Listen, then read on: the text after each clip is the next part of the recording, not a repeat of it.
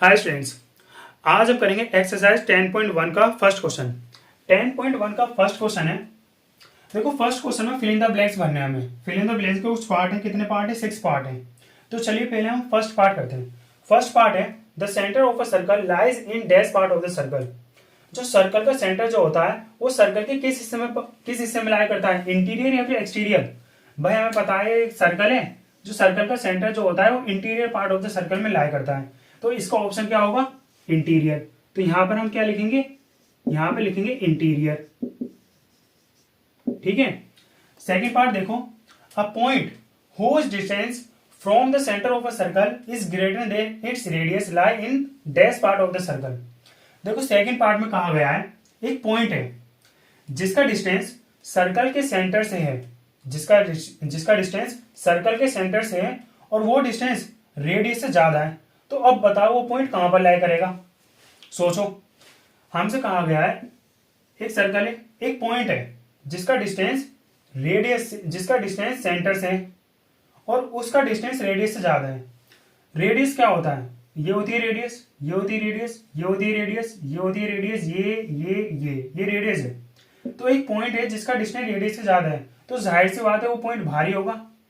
जब भार होगा तो जब ये तो इसका डिस्टेंस रेडियस से ज्यादा होगा तो पॉइंट कहां पे लाई करेगा भाई? Exterior part of the circle. तो यहां पर हम क्या भरेंगे? एक्सटीरियर। आए समझ? क्या बनेंगे? एक्सटीरियर। थर्ड पार्ट देखो, द लॉन्गेस्ट कोड of a circle is a dash of the circle. देखो, थर्ड पार्ट में कहा गया है लॉन्गेस्ट कोड ऑफ अ सर्कल। जो सर्कल की लॉन्गेस्ट कोड है उसे हम क्या कहते हैं?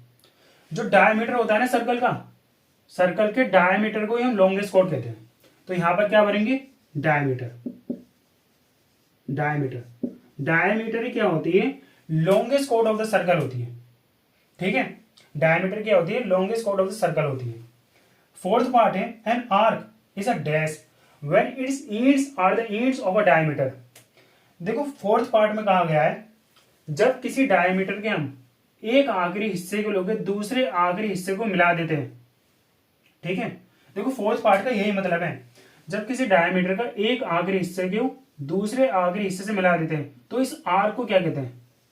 इस आर्क को हम कहते हैं सेमी सर्कुलर आर्क या फिर सेमी सर्कल या फिर सेमी सर्कल। Semi circle. ठीक है। अब चलते हैं फिफ्थ पार्ट पे। फिफ्थ पार्ट है segment of circle is the region between an arc and dash of the circle. देखो, फिफ्थ पार्ट है एक सर्कल है, एक सर्कल की कोड और आर्क ऑफ द सर्कल के बीच के रीजन को हम सेगमेंट कहते हैं। एक सर्कल, कोई सर्कल है, उस सर्कल की कोड और आर्क ऑफ द सर्कल को हम क्या कहते हैं? आर्क ऑफ द सर्कल के बीच के रीजन को सेगमेंट कहते हैं। तो ये क्या है? आर्क। यहां पर क्या आएगा? कोड।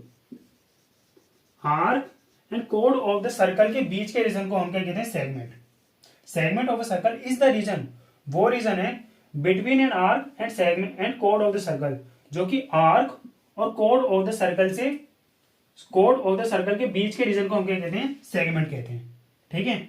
ये है फिफ्थ पार्ट। अब चलते हैं सिक्स्थ पार्ट पे। सिक्स्थ पार्ट है a circle divides the plane.